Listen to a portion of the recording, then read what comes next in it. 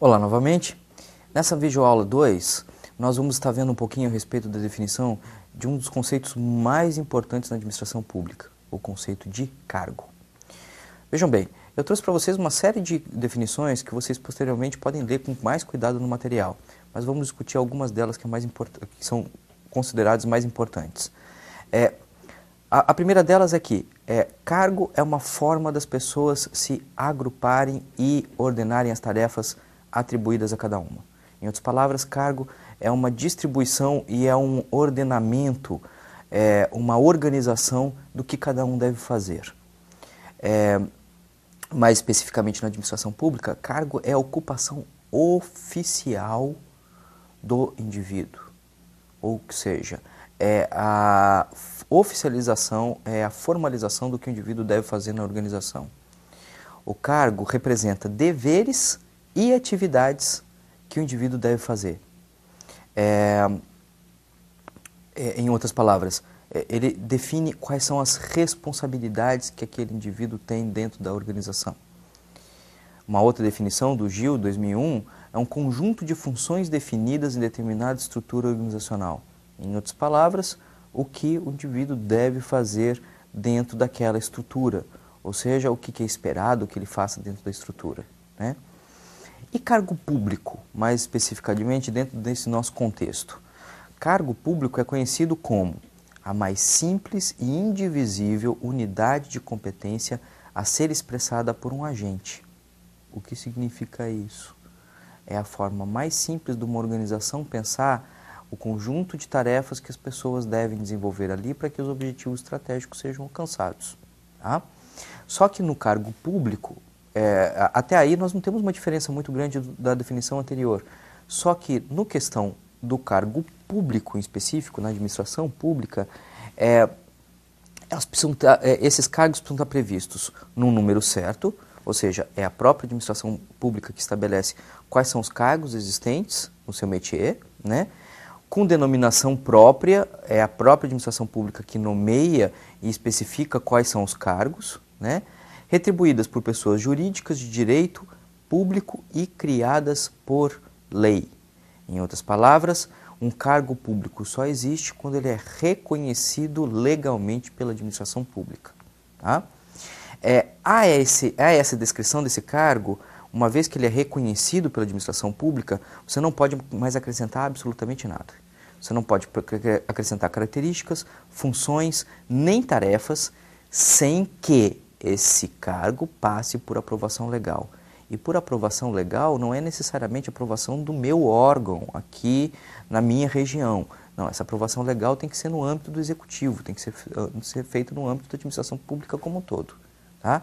Então, criar novos cargos dentro da administração pública é muito trabalhosa e muito delicada. Uma outra coisa importante que a gente precisa entender também é a diferença entre função e tarefas. Na verdade, se o cargo é um conjunto de funções, cada função é, na verdade, um conjunto de tarefas. Assim, as tarefas são as atividades executadas por um ocupante de cargo. E função é um conjunto de tarefas exercidas por esse ocupante.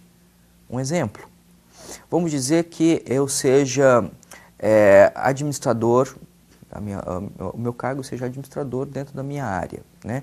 Enquanto administrador, eu tenho uma série de tarefas que podem ser agrupadas em funções. Então, vamos dizer que eu, como administrador, sou gestor daquela minha área. É a minha função. Essa função é um agrupamento de pequenas tarefas. Eu preciso delegar responsabilidade para os meus colegas, eu preciso dar feedback, eu preciso estabelecer objetivos para aquela equipe, eu preciso organizar essa equipe de trabalho de uma forma cooperativa, eu preciso fazer avaliação de desempenho, eu preciso solucionar conflitos interpessoais quando eles existem. Vocês estão entendendo? Esse conjunto de pequenas tarefas é agrupado em forma de função. Essa função é função de gestor. Ok? Ficou um pouco mais claro? Aqui nós temos, então, a definição do que é um administrador dentro do CBO, do Código Brasileiro de Ocupações. Depois vale muito a pena vocês darem uma olhadinha, fica dentro do site do Ministério do Trabalho. ok? Essa descrição ela está no material de vocês. O mais importante é o seguinte, para todo cargo público que existe a sua descrição. E dentro dessa descrição, existe todas as responsabilidades, características e tarefas que são esperadas por esse servidor. Tá? Assim, para você ter essa descrição, é importante a gente fazer desenhos de cargo. Esses desenhos de cargo não são feitos pela gente, novamente, eles são feitos pela administração pública no geral. Mas é importante que a gente tenha o conceito para saber como é que eles chegaram nessa descrição.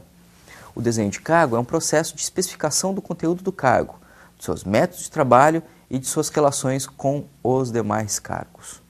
Em outras palavras, o que é esperado do indivíduo, isso que é esperado do indivíduo é esperado que seja feito com que metodologia, de que forma e quais são as relações diretas desse indivíduo com os demais cargos, com os seus demais colegas. Okay? O desenho de cargos, então, ele envolve a etapa de descrição, o que é o cargo, e as suas especificações. Vamos olhar isso daqui um pouco mais de perto. A descrição do cargo é a descrição do conteúdo, ou seja, o que se espera desse cargo. Ok? Ele tem 4 elementos constituintes: denominação, descrição das atribuições, requisitos para investidura e remuneração. É isso que a gente vai ver agora. A denominação é o que diferencia o cargo dos demais. Então aqui eu coloquei alguns exemplos. Agente administrativo, fiscal de tributos, ok? O próprio nome que se dá para esse cargo. As atribuições, que tem que ser muito bem detalhadas, são um conjunto de tarefas que tem que ser desenvolvidas por cada um desses cargos. Ok? Os requisitos para investidura,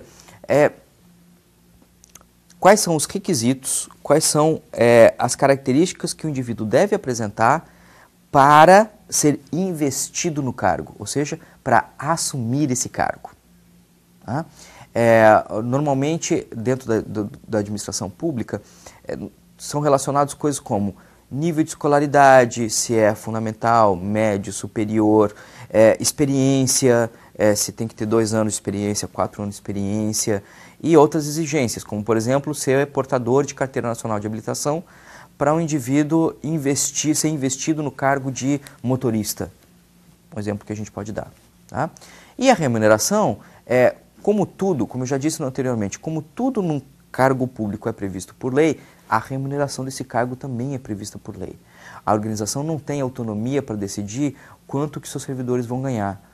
Essa definição ela é feita pela própria administração pública superior. E a gente recebe já as tabelas dos valores bem definidas. Ok? Eu estou dando alguns exemplos aqui, mas na verdade eu gostaria que vocês olhassem isso no material com calma. Mas um exemplo que a gente está dando aqui de requisito para investidura é ter nacionalidade brasileira, ter plenos direitos políticos, quitação com obrigações militares e eleitorais, nível de escolaridade exigida por cargo e idade mínima de 18 anos para investir dentro desse cargo, além de aptidão física e mental para tanto. Tá? Você tem aqui uma série de denominações que vão entender com vocês, vão fazer com que vocês entendam o que é um desenho de cargos, então. Nesse exemplo que eu estou trazendo para vocês no material, você tem a denominação, o código dessa ocupação, os requisitos para o ingresso, os requisitos para a investidura e toda a descrição dos cargos. Deem uma olhadinha e principalmente deem uma olhadinha no CBO, tá? No Código Brasileiro de Ocupações dentro do site do Ministério dos Transportes. Aliás, o exercício de vocês hoje vai exigir que vocês façam isso. As especificações do cargo, também é uma parte importante para a gente entender o conceito cargo. Ela pode ser intelectual, ou seja, exigir determinados conhecimentos. Ela também pode exigir determinadas autoridades e responsabilidades. Tá? Nesse contexto, ele estabelece qual é o poder hierárquico que esse cargo tem sobre os demais, que cargos podem colocar outros sob sua tutela, sob sua responsabilidade. Tá? E existem especificações também para muitos cargos físicas e motoras. Ou seja, um parâmetro do que deve existir ou ser desenvolvido no indivíduo para que ele seja investido no cargo. Em boa parte dos cargos administrativos, essa característica físico-motora não é tão importante, mas existem determinados cargos públicos, como o policial, como o bombeiro, que exige características físicas sim para ser investido no cargo. Okay? Como a possibilidade de correr tantos metros em tantos segundos ou demonstrar determinada força física para a tarefa. Tá? Uma outra característica que a gente coloca dentro do cargo são a definição do ambiente de trabalho na qual esse cargo vai ser inserido. Tá? Isso é principalmente importante dentro do princípio de insalubridade. Então, cargos que são colocados em ambientes muito perigosos ou que coloquem a vida do indivíduo em risco repetidamente, precisa ser reconhecida, remunerada de uma outra forma. Essa descrição e especificidades do cargo é muito importante para quem trabalha com gestão de pessoas. Vocês vão precisar conhecer muito bem essas especificações de cada cargo para tomar uma série de decisões, entre elas recrutamento e seleção, para que cargo, abrir determinadas funções e o que exigir deles, né? O próprio planejamento de carreira, um administrador, um assistente administrativo que entra numa organização tem que tipo de crescimento, que tipo de desenvolvimento dentro da carreira. Treinamento e desenvolvimento, as ações de capacitação voltadas para esse indivíduo que está ocupando esse cargo tem que respeitar as atribuições descritas nesse cargo, né? Avaliação de desempenho, eu jamais posso avaliar um servidor por tarefas que não estão previstas na descrição do cargo na qual ele ocupa, isso é muito importante. Remuneração, o padrão de remuneração que a gente adota na administração pública, como eu já disse, ele é determinado por lei, eu não tenho como oferecer mais dentro da minha organização, mesmo que eu acho isso interessante, eu não posso. Tá? E higiene e segurança do trabalho. Se é um cargo que é previsto, que está sendo previsto, que o indivíduo seja colocado em ambientes de risco ou ambientes de insalubridade, eu preciso desenvolver ações para minimizar esses elementos de risco presentes no ambiente.